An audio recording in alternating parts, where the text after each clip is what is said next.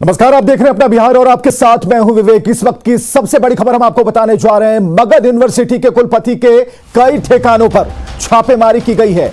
इस वक्त की सबसे बड़ी खबर, अवैध खरीदारी के खेल में कुलपति फंस चुके हैं। स्पेशल विजिलेंस यूनिट की 3 टीमों की छापेमारी लगातार जारी है। गोरखपुर स्थित आवास और बोधगया में 2 जगहों पर छापा मारा गया है। राजेंद्र प्रसाद पर 20 करोड़ से अधिक अवैध खरीदारी का आरोप है। ये मगध यूनिवर्सिटी, वीर कुंवर सिंह यूनिवर्सिटी में वीसी रहते इन्होंने खरीदारी की। रिश्तेदार की एजेंसी से अवैध तरीके से खरीदारी का आरोप लगाया गया है।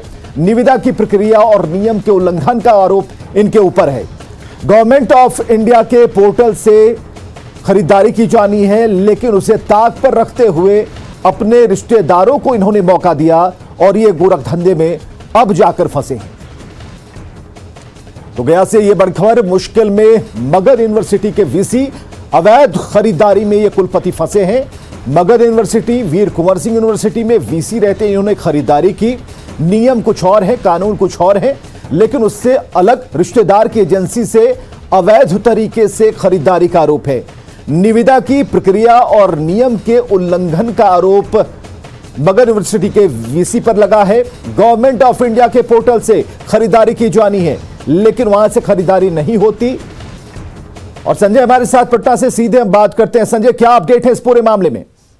जी देखिए, अभी भी छापेमारी चल रही है और कई कागजात जो है, जो स्पेशल विजिलेंस के जो अधिकारी हैं उनसे जो बातचीत हुई, कई जो डॉक्यूमेंट्स हैं वो जब्त किए गए हैं। और प्राइमा फेसी जो अब तक बात निकल कर सामने आ रही है, जो इनके खिलाफ चार्जेस लगे थे, कहीं ना कहीं वो पुख्ता साबित हो रहे हैं और ऐसे में इनकी परेशानी अब और बढ़ेगी। अभी जो रेड कंडक्ट किया जा रहा है अभी कुछ देर और चलेगा और जब छापेमारी खत्म होगी तो विस्तृत तौर पे इस मामले में स्पेशल विजिलेंस की तरफ से जानकारी दी जाएगी कि आखिरकार जो इनके खिलाफ चार्जेस लगे हैं और जो एविडेंस इनके अगेंस्ट मिले हैं वो कितने पुख्ता हैं। और इन पर और जो दूसरे एलिगेशन है, कई कॉलेजों को मान्यता देने का भी आरोप लगा है और जो दूसरे गंभीर आरोप है, क्योंकि केवल मगध यूनिवर्सिटी की बात नहीं है, ये वीर कुंवर सिंह यूनिवर्सिटी जो आ रहा है वहां के भी प्रभारी कुलपति रहे थे और वहां भी कई तरह की घोर अनियमितताएं इनके द्वारा बरती गई थी। इस तरह के आरोप सामने आए थे और उनको लेकर भी जांच चल रही है। तो अभी थोड़ी देर हमें इंतजार करना पड़ेगा, जब सारी औपचारिकता खत्म होगी कार्रवाई की, उसके बाद हम आपको विस्तृत तौर पर और जानकारी। चलिए, बहुत बहुत शुक्रिया संजय हमसे बातचीत के लिए, तमाम जानकारियों के लिए। मुश्किल में मगध यूनिवर्सिटी के वीसी अवैध खरीदारी के आरोप में फंस चुके हैं राजेंद्र प्रसाद। और इधर बाढ़ अनुमंडल के मोकामा प्रखंड के हथीदह में निर्माणाधीन रेल पुल के दैनिक मजदूरों ने अपनी मांगों को लेकर 2 घंटे तक काम रोक दिया। ये लोग भविष्य निधि का समय पर भुगतान और दैनिक मजदूरी में बढ़ोतरी की मांग कर रहे थे। मजदूरों ने प्रदर्शन कर अपनी नाराजगी जाहिर की है। पुल निर्माण कंपनी के अधिकारियों के भरोसे के बाद मजदूरों ने प्रदर्शन खत्म किया।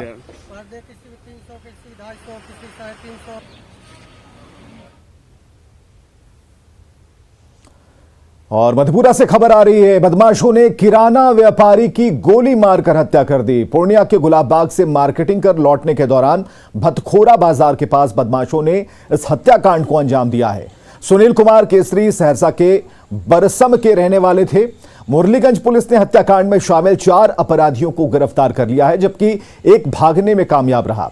उसकी गिरफ्तारी के लिए छापेमारी की जा रही है।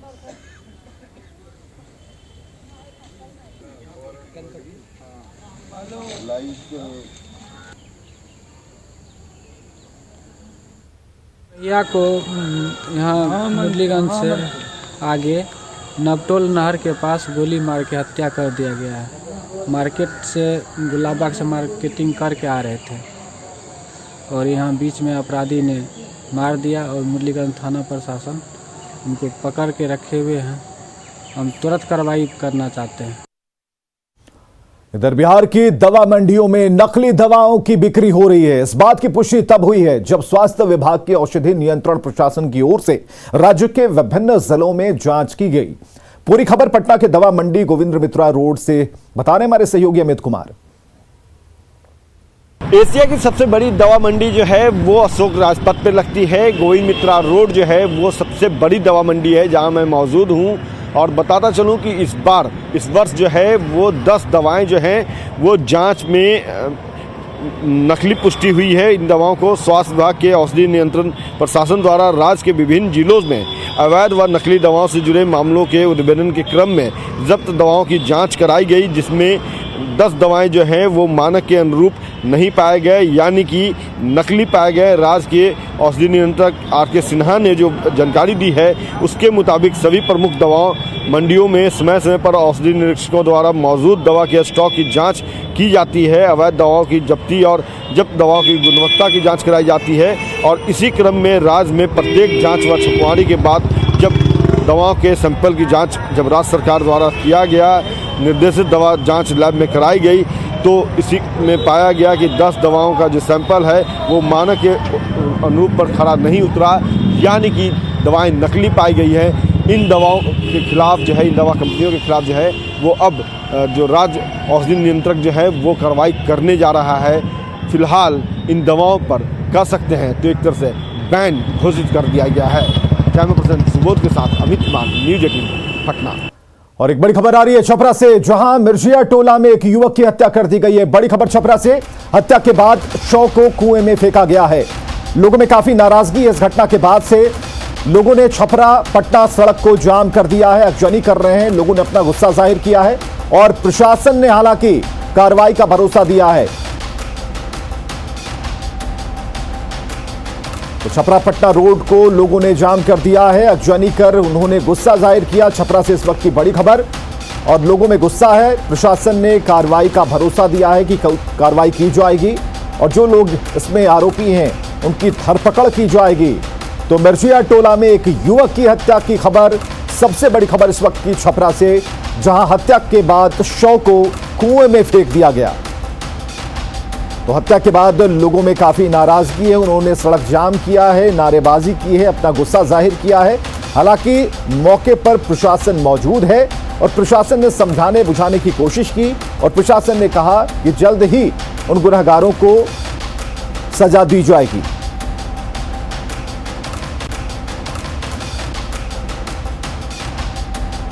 तो बड़ी खबर हम आपको बता रहे हैं छपरा से, जहां मिर्जिया टोला में एक युवक की हत्या कर दी गई है।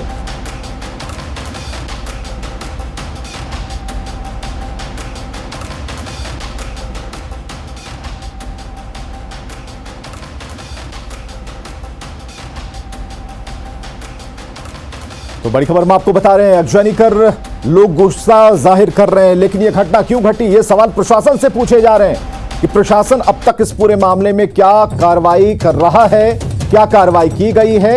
ये कुछ तस्वीरें अब तक उपलब्ध हो पाई हैं, हम आपको दिखा रहे हैं। लोगों ने सड़क जाम किया है और जो सड़क है ये पटना और छपरा को जोड़ती है।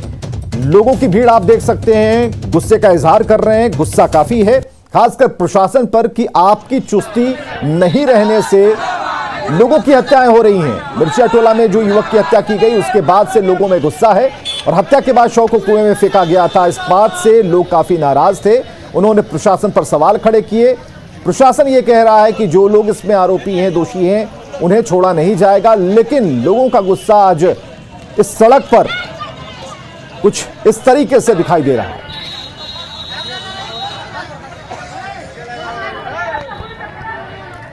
और अब बात करेंगे न्यूज़ 18 की खबर के असर की, जिसमें 7 घंटे के महामंथन के बाद शराबबंदी को सफल करने का सॉल्यूशन निकला है।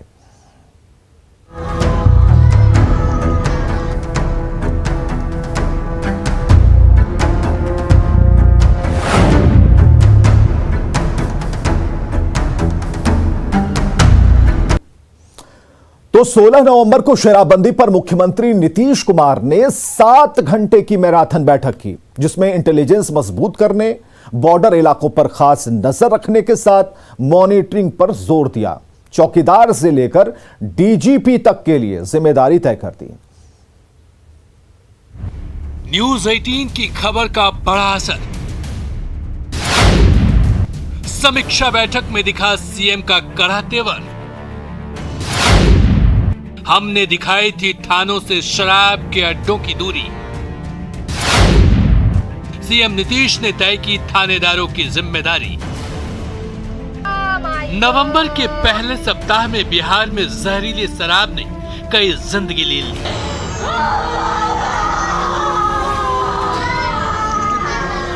शराबबंदी में जहरीली शराब पर न्यूज 18 ने कई बड़े खुलासे किए। हमने ग्राउंड जीरो पर पहुंचकर सरकार को जहरीली शराब की हकीकत दिखाने की कोशिश की, जिसके बाद मुख्यमंत्री नीतीश कुमार शराबबंदी समीक्षा का बड़ा एक्शन प्लान बनाया।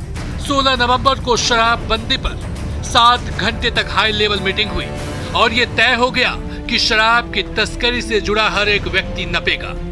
गांव में शराबबंदी को प्रभावी रूप से लागू करने की जिम्मेदारी चौकीदारों की होगी। जो चौकीदार की बुनियादी जिम्मेदारी है, गांव के हर तरह गांव में जो भी गलत काम हो रहा है और इंक्लूडिंग शराब के बारे में भी कोई सूचना है, वो उन्हें हर हालत में देना है। उनकी परेड पर वरीय पदाधिकारी भी जाएंगे और अगर जो है वो अपनी बुनियादी जो ड्यूटी है उसमें कोई कमी रखेंगे तो उन पर भी जो है वो सख्त कार्रवाई की जाएगी। तस्करी रोकने का ये फुल प्रूफ प्लान है, क्योंकि चौकीदार को गांव की हर जानकारी होती है। इसके बाद नंबर आता है थाने के एसएचओ का। अगर किसी थाने क्षेत्र से शराब की बरामदगी होती है तो सीधे थाना प्रभारी पर गाज गिरेगी। 10 साल तक थानेदारी भी जा सकती है। जैसे कि अगर किसी एसएचओ की शिकायत आती है तो 10 वर्ष के लिए उसे जो है वो एसएचओ का पद दोबारा नहीं देने की बात है। और अगर किसी का डायरेक्ट टाइप का कनाइवेंस आ जाता है तो उसकी जो है उसे सीधा डिपार्टमेंटल एक्शन करके उसे डिसमिस करना है। इंटेलिजेंस मशीनरी लगातार नजर बनाकर रखेगी और छापेमारी करेगी। पुलिस मुख्यालय में डीजीपी और दूसरे संबंधित विभागों के बड़े अफसर हर दूसरे दिन समीक्षा करेंगे कि जिम्मेदार अफसर सही से काम कर रहे हैं या नहीं। मुख्यालय लेवल पर हर ऑल्टरनेट डे पर DGP, ACS home, excise commissioner हैं और आईजी प्रोहिबिशन है, उनके स्टाफ हैं। उनको रिव्यू करते रहना है कि जो भी डायरेक्शंस दी जा रही हैं वह डायरेक्शन किस हद तक ज़मीन पे उतर रही हैं और इंश्योर करना है कि जो भी डायरेक्शन दी जा रही हैं वो हर हालत में ज़मीन पर उतरे। चौकीदार से लेकर डीजीपी को जिम्मेदारी के साथ ही हर जिले के प्रभारी मंत्रियों और प्रभारी सचिवों को भी शराबबंदी को लेकर बड़ी जिम्मेदारी तय की है। सारे प्रभारी मंत्रियों को निर्देश दिया गया है कि वो मैसेज स्प्रेड करें। सारे प्रभारी सचिवों को भी निर्देश दिया गया है कि कम से कम माह में एक बार अपने जिले में जाएंगे, अन्य विकास कार्यक्रमों के साथ वो शराबबंदी में क्या कार्रवाई हो रही है उसकी भी समीक्षा करेंगे। शराबबंदी पर नीतीश ने हर लेवल पर जिम्मेदारी तय कर दी। गांव में शराब मिला तो चौकीदार जिम्मेदार होगा, किसी थाना क्षेत्र में शराब मिला तो थानेदार जिम्मेदार होगा। डीजीपी और दूसरे अधिकारी हर दूसरे दिन समीक्षा करेंगे। प्रभारी मंत्री और सचिव हर महीने जिले में समीक्षा करेंगे। 5 साल बाद आखिर मुख्यमंत्री नीतीश कुमार को क्यों समीक्षा बैठक करनी पड़ी और क्यों हर लेवल पर जिम्मेदारी तय करनी पड़ी, तो ये भी समझ लीजिए। घटना के बाद अधिकारी पल्ला झाड़ लेते थे, चौकीदार और थानेदार अनजान बन जाते थे, बड़े अफसर छोटों को जिम्मेदार ठहरा देते थे, मंत्री और सचिव भी जिम्मेदारी नहीं लेते थे।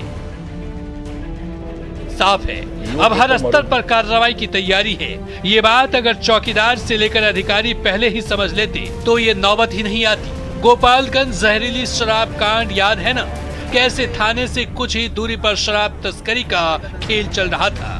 हमारे संवाददाता ने ग्राउंड जीरो की हकीकत दिखाई थी।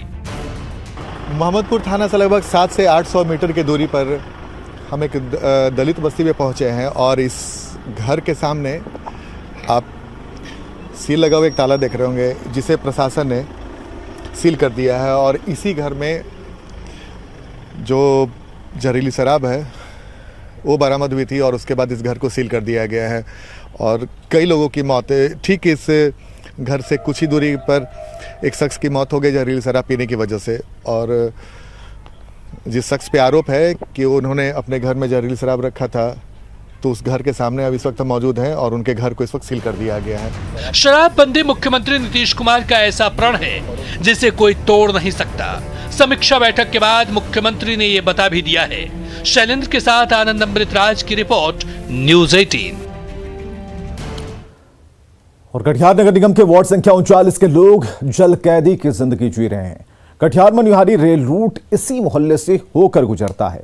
रेलवे ने यहां पर अंडरपास का निर्माण कराया, लेकिन पानी निकासी की व्यवस्था नहीं होने से अंडरपास गंदे पानी का डंप पॉइंट बन चुका है। गंदे पानी की वजह से कई लोग अपना घर छोड़कर दूसरी जगहों पर शिफ्ट हो गए हैं। लोगों ने प्रशासन से इस समस्या के निदान की मांग की है।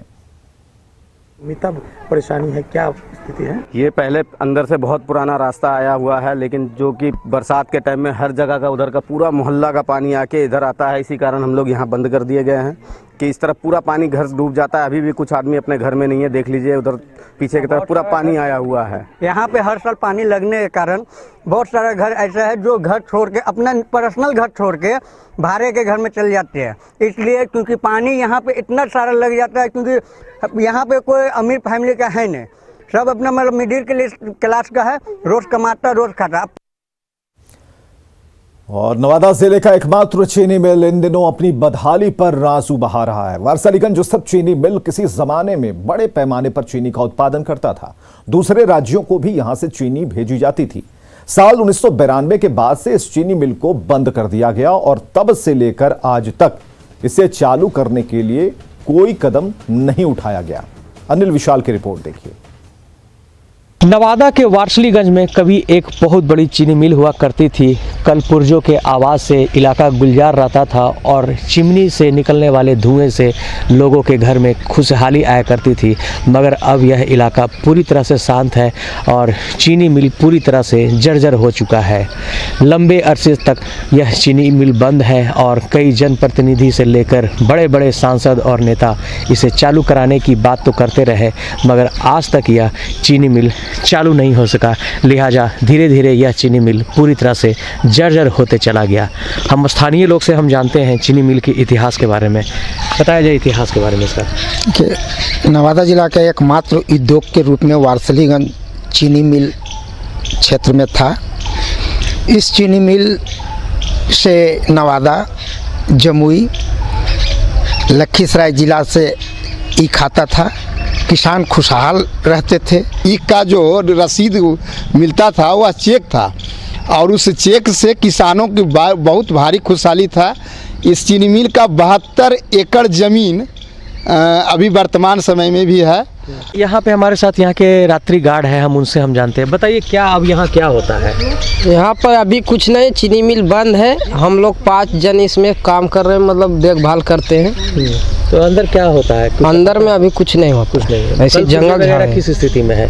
कल यही है, मतलब जंगल झाड़ हो गया। हम लोग वही देखभाल करते हैं। वेतन आप लोग को? हम लोग का नहीं मिलता। जंगल झाड़ किस स्थिति में है?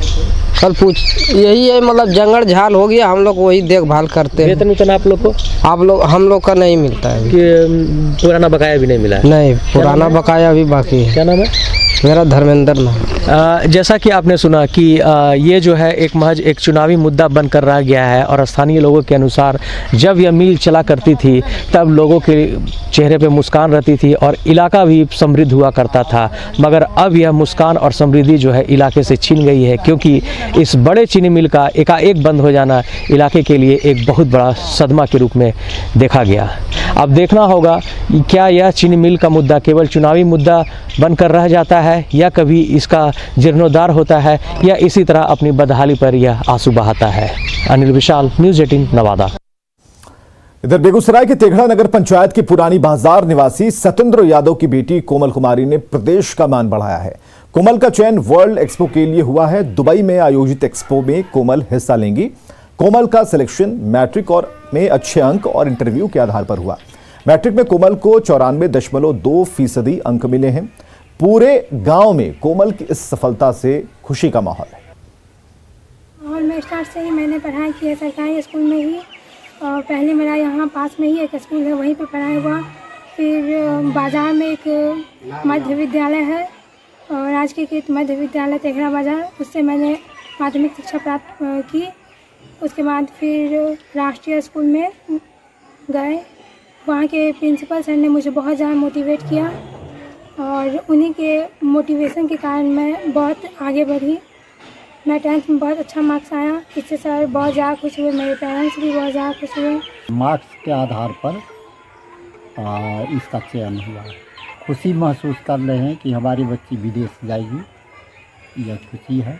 ग्रामीण माहौल तो मतलब यहाँ गांव में ऐसा होता है कि मतलब ज़्यादातर लोग लड़कियों को उतना आगे नहीं पढ़ने के लिए भेजते हैं, लेकिन हमारे पेरेंट्स ने इनको काफ़ी मतलब मोटिवेट किया शुरू से, और काफ़ी चैलेंजिंग सिचुएशन था हम लोगों के लिए, मतलब क्योंकि पापा मतलब किसान से जुड़े हुए हैं, उन्होंने हम लोग को काफ़ी अच्छे से पढ़ाया लिखाया और इनको भी मोटिवेट किया काफ़ी। और खबरें लगातार जारी हैं, आप बने रहें हमारे साथ।